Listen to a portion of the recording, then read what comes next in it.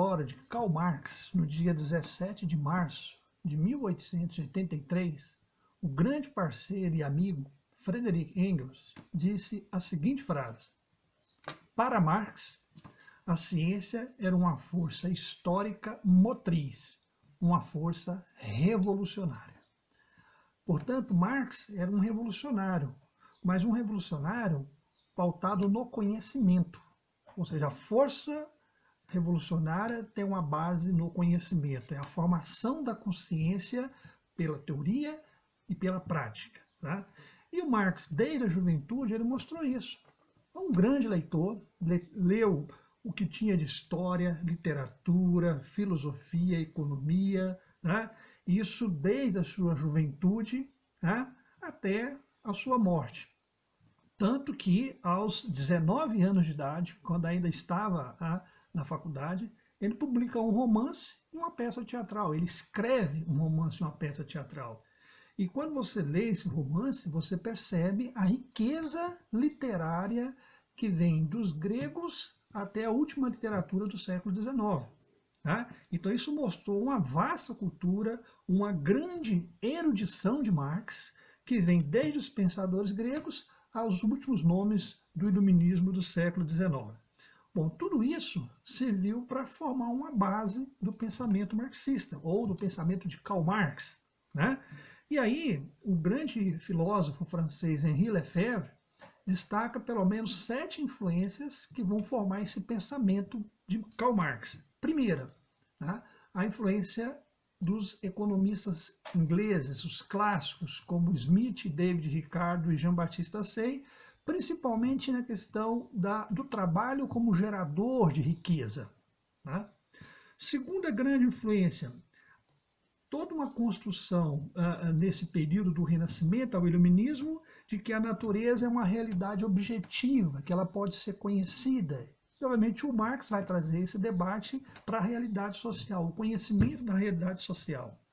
Terceiro grupo de influência, os pensadores, historiadores franceses que vão discutir a ideia de grupos, classes e luta de classes. Portanto, esse debate já está colocado na literatura do século XVIII e do século XIX. Quarto grupo de influência, os pensadores que debateram com a ideia de ruptura no campo da composição mundial, no campo da harmonia do mundo. Né? Autores como Voltaire, Rousseau, Kant, Darwin, todos eles vão colocar, né, algum debate sobre essa ruptura, né, ou essa harmonia que até então se tinha numa concepção de mundo. Né? E desse grupo seria a quinta influência, talvez a grande influência de Karl Marx, o Hegel, né? Por conta de toda a sua construção da dialética e da contradição, enfim, esses elementos que vão ser fundamentais no pensamento marxista.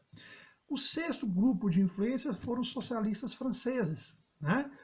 Dando toda essa força para Marx pensar na organização do movimento popular, do movimento operário. Né? E o último influência, a última grande influência, e não poderia ficar de fora, né, é o próprio Friedrich Engels, né? Que era também um intelectual e que traz o Marx para o debate sobre a economia. Então, o Marx, quando ele constrói o seu pensamento, né, ele tem todas essas 7 influências pesando sobre a sua escrita. Né? E ele inaugura exatamente isso, né, ou seja, essa escrita dele, obviamente, quando ele vai para a universidade. Aos 18 anos, ele chega na Universidade de Bonn, depois vai para a Universidade de Berlim, né, e aos 23 anos, ele recebe o título de doutor, né, pela Universidade de Jena, né, que fica uma cidade ao sul de Berlim. Né? E o que ele publica ali nessa obra? Ele publica, então, a diferença entre a filosofia da natureza de Demócrito e de Epicuro. Basicamente, o que o Marx está defendendo aqui é a formação da autoconsciência humana, como uma possibilidade de libertação do homem. Então, a primeira obra acadêmica do Marx, em 1841, ele está preocupado com a autonomia da consciência, com a autonomia do homem. E a partir daí, ele desenvolve e fortalece essa concepção. A segunda obra dele é em 1843, quando ele publica a crítica da filosofia de Hegel. Aí então ele faz a crítica ao Hegel, porque ele viu o Hegel um grande pensador e é um dos seus principais influenciadores, mas ele viu um Hegel contraditório entre a teoria em que ele falava da liberdade, mas o Hegel apoiava na prática o Estado autoritário prussiano, que perseguiu tanto Marx e outros pensadores. Né? Então Marx começa a romper ali com Hegel. Em 43 e 44 ele escreve A Sagrada Família. Tá? Essa é a primeira parceria com Engels. Nesse livro A Sagrada Família, ele faz exatamente o rompimento e a crítica ao hegelianismo, né, a partir dos irmãos Bauer, daí A Sagrada Família. Né? Depois ele publica A Questão Judaica, uma obra em que ele vai fazer uma crítica ao domínio religioso e no sentido político, ou seja, a religião como forma de dominação política. Então, ele vai fazer essa crítica, tá, a forma como a religião exerce poder nas pessoas. Logo em seguida, ele vai escrever os Manuscritos Econômicos e Filosóficos, em 44, que só foi publicado em 1932. Aqui ele começa a estabelecer a sua formação, a sua pesquisa econômica, que mais tarde redundaria no Capital. Em 45 ele escreve as teses sobre Feuerbach, né, ou contra Feuerbach, e essa tese, ele tem uma frase dele famosa, né, que quem é do mundo da área das ciências humanas conhece, quando ele rompe também com Feuerbach e diz: os filósofos até agora interpretaram o mundo, cabe transformá-lo. Então o Marx está sempre preocupado com essa questão de que o pensamento é fundamental, o conhecimento é fundamental, a ciência é fundamental, mas isso tem que servir para transformar a realidade. Né? Então essa é a posição de Marx desde a sua primeira obra, né? Essa de 1841.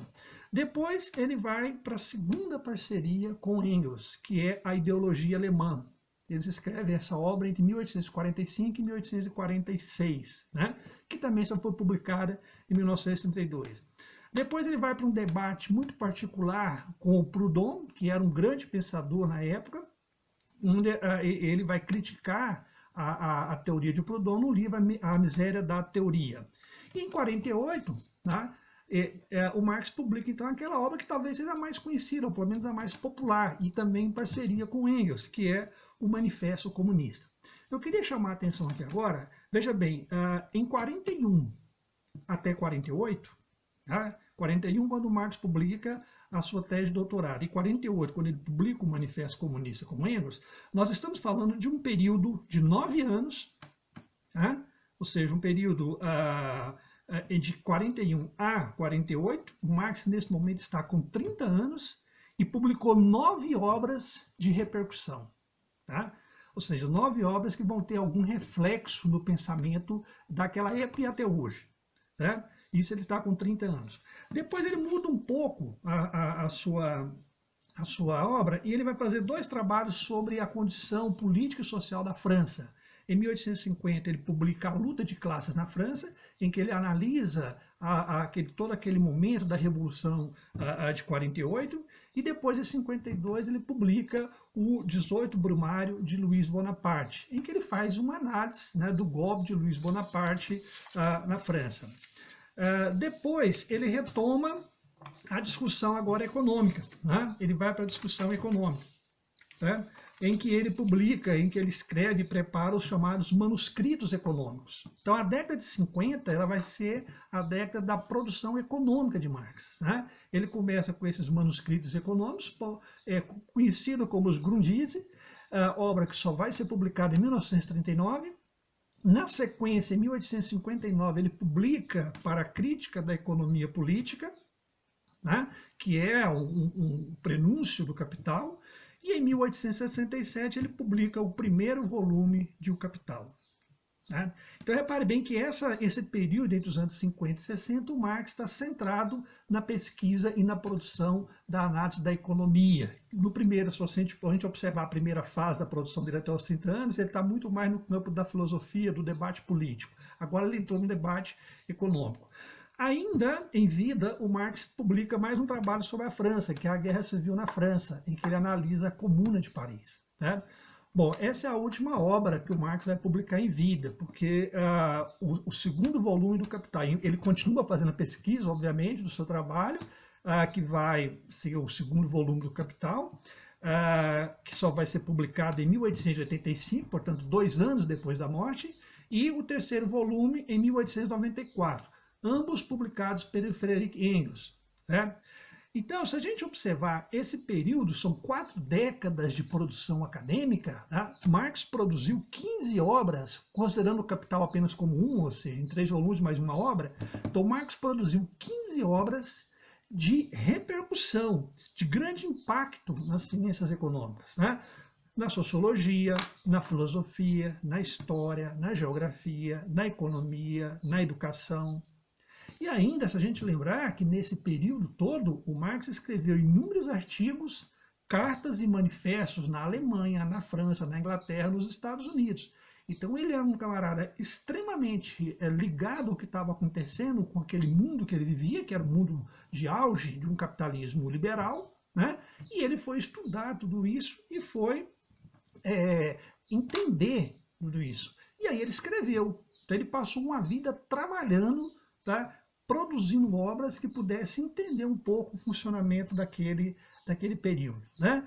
E aí, toda essa vida acadêmica dele, toda essa vida, essa produção, portanto, um cara que trabalhou muito, toda essa produção dele vai ser resgatada, ou está sendo resgatada, pelo projeto Mega. É um projeto construído ainda na época da União Soviética, mas que existe até hoje, com pesquisadores da França, da Alemanha, da Rússia, resgatando toda a produção de Marx e reproduzindo essa produção. Então vale a pena consultar esse projeto Mega. Então isso é apenas para mostrar o tanto que o Marx trabalhou academicamente, né? Nesse período todo, mostrando uma cultura realmente muito grande sobre tudo aquilo que acontecia, né, no campo da sociedade capitalista, tá? Seja na ciência, seja nas artes. E com grande atuação no movimento político. Um abraço.